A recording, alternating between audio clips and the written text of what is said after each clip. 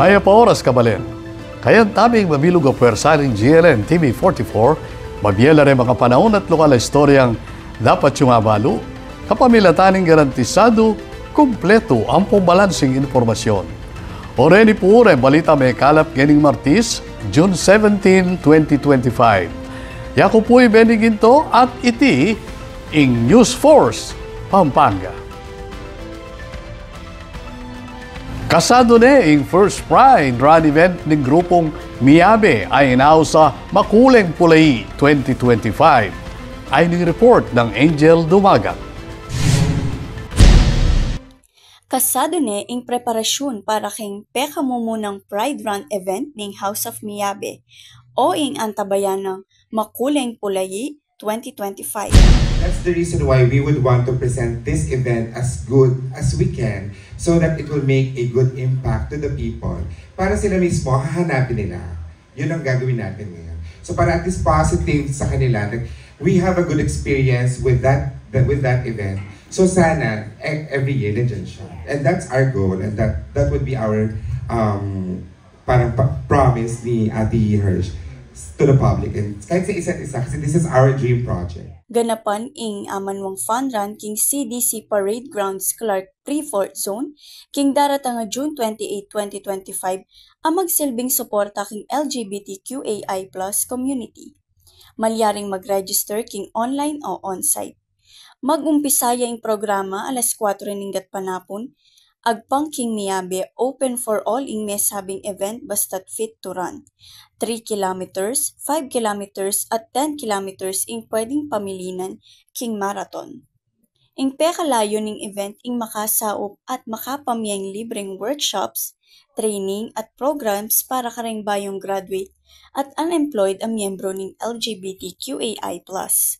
Sinigurado na naman ing kaligtasan dareng makisanmetong keti. Kapamilatan dareng makaantabing medical team ampong marshals. At inla naman atanggap a premyo reng finishers king Pulayi.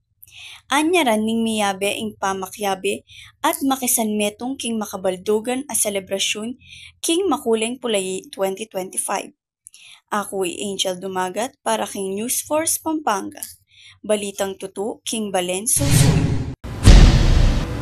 Panikwana na kanong Presidente Ferdinand Marcos Jr. naakit at ramdam na ring Pilipino ing meging serbisyo lalam ning kayang liderato at alimu puro sa pangako at paninap. Pakiramdaman tayo iti king report ng Patricia Mamangon. King Episode 2 ning BBM Podcast. Apanin mo na ning news anchor ay Cheryl Cosim, kaya bay Presidente Ferdinand Marcos Jr. Naneng Cosim, Marcos Jr. nung nanong buri na nga lakwan, ustong mayari ni ing kayang termino king 2028. Made a change for the better. This has been my guide in all the positions I've taken. The worst thing that can happen is umupo ka doon sa position mo na nagsilbi ka, umalis ka, walang pinagbago. So I absolutely insist that in 2028, when I leave this office, there are significant and tangible changes for the better in the life of each Filipino. Kapag nasana ka nung PBBM, inge mo pangako o paninap ing malakwan, nunep konkretong pamagbayo king aldodo pamibye-bye darayang Pilipino. King first episode ng BBM Podcast, linatag na mo naman ng Presidente, rin kayang plano na makatutok king mabilis a solusyon kareng aldodo issue, kalupan ng trapiko, pila kareng pampublikong opisina at marakal pangaliwa. Balaos mo naman kaning Cabinet Performance Review, bang siguraduan ing mabilis a serbisyo publiko kareng tao. Ako po, Patricia Mamangon para King News Force Pampanga. Balitang tutuking Balen, susunod.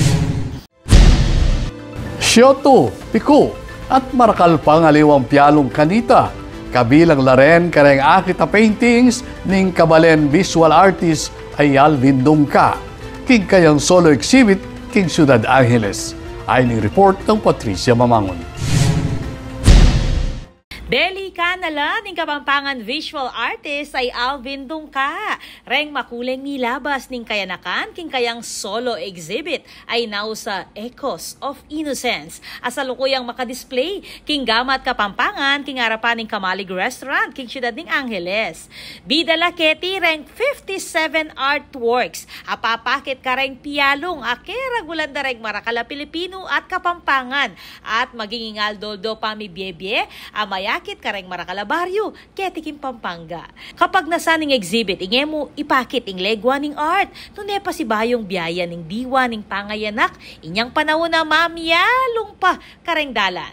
Makabuklating exhibit maniba June 7 hanggang July 10, 2025. Makabus ni itikim publiko at inamuyot na idalaya ing mabilog a pamilya bang agnanagnanaganakan at isplika kareng anak reng piyalo nga megsilbing party ning Bie Kanita.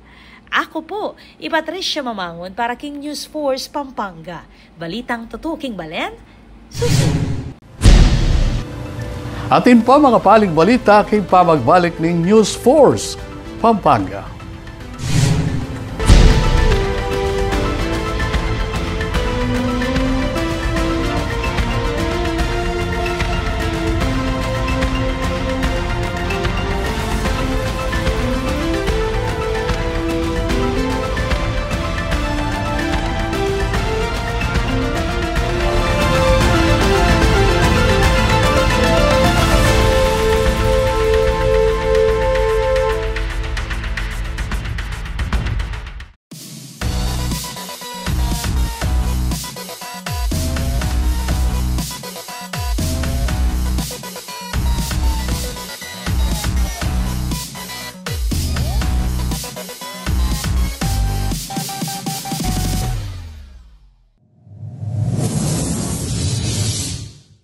Panandamaning El Nino.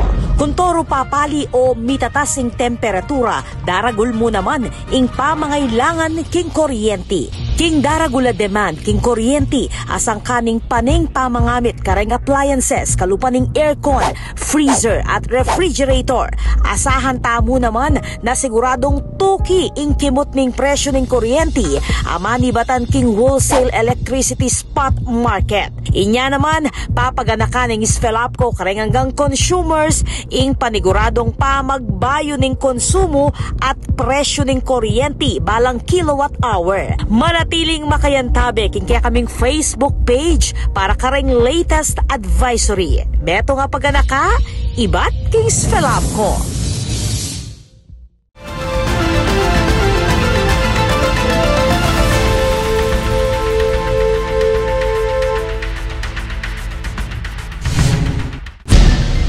Dini pa rin balitang dapat tamong tutukan. Pegmaragul ning PHA o Philippine Heart Association ing balaw sa pamagpatupad ning PhilCardio Registry. Pakibaluan tayo iti king report ng Patricia Mamangon. Ipinagmalaki ni Dr. Walid Amil, President ng Philippine Heart Association o PHA para sa taong 2025 to 2026 ang tuloy-tuloy na pagpapatupad ng PhilCardio Registry, ang flagship program ng PHA para sa buong bansa. Layunin ng programang ito na makalikom ng datos mula sa 5,000 na pasyente upang matukoy ang lawak at epekto ng cardiovascular diseases o CVD sa Pilipinas. Ang proyektong ito sinimulan noong August 21, 2024 na may 8 registry center sa Luzon, Visayas at Mindanao. Biggest ito na landmark project ng Philippine Heart Association conducted among 8 centers nationwide sa buong Pilipinas po, Luzon, Visayas, Mindanao, and Metro Manila, wherein we are enrolling around, target namin 5,000 patients na hospitalized for 8 cardiovascular diseases. So far sa ngayon, we've been recruiting for the last 8 months. Nakaka 2,000 na kami. Wala kasi umanong sapat at komprehensibong datos ang Pilipinas sa CVD na nananatiling pangunahing sanhi ng kamatayan sa bansa. Ang registry ay tumututok sa 9 na pinakakaraniwang CVDs. Kabilang na dito ang ischemic heart disease, hypertensive urgency at emergency, acute heart failure, congenital heart disease, pericardial disease, peripheral arterial disease at marami pang iba. Makikita natin dito yung impact, no? Ilan ang na-admit for cardiovascular diseases all over the country. Tingnan namin ilan yung prevalence, alin ang mas madami. Then ang main purpose talaga nito is to have a nationwide registry data. No? Simula lang po ito, after matapos ito, tuloy-tuloy na ito. Until registry kasi tuloy-tuloy yan. No? And we can also show to the world na meron tayong sariling Philippine data that we can present sa acting lectures abroad. No? Mahalaga ang datos upang makagawa ng polisiya para sa prevention. So, and this will somehow also help formulate policies for the Department of Health. Eventually, magkakaroon sila ng policy based on our nationwide research na tinakondak natin. Target ng bawat site ang 3 hanggang 5 pasyente kada araw upang maabot ang kabuuang bilang ng kalahok. Inaasahan ng PHA na ang resulta ng pag-aaral ay magagamit bilang batayan ng gobyerno sa pagbuo ng mga programa sa heart health. Bukod sa kalusugan, may malaking epekto rin ito sa ekonomiya. Ang pag-iwas sa CVD ay makakatulong upang mabawasan ang gastos ng gobyerno sa healthcare habang pinapataas ang productivity sa pamamagitan ng pagbaba ng absenteeism. Para sa PHA, ang PhilCardio Registry ay hindi lamang para sa akademikong layunin, kundi para sa konkretong hakbang sa pamamagitan ng epektibong polisiya tungo sa mas malusog na sambayanang Pilipino. Ako po, Patricia Mamangon para King News Force Pampanga. Balitang tutuking Balen, susunod.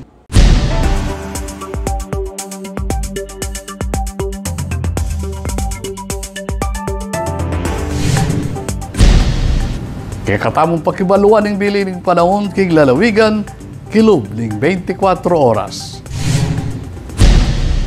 Atin niyang babanten a low pressure area o LPA ing Pag-asa at siya naman king dane ning Romblon. Malati mo ing tsansa na niting maging meto nga bagyo, dapat magdalaya pa mo ring pamanuran.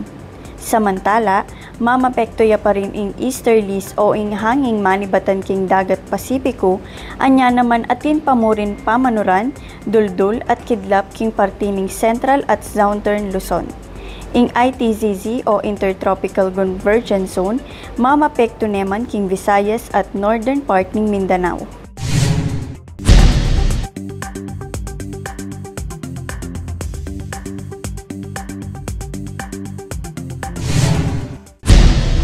Kabalen maging party kaking pamagbalita kitiking News Force Pampanga. Na anumang kaganapan, isyo reklamo king kay lugal, malyari mong ikwento isumbong kapamilatan na rin numerong mayakit king kay screen.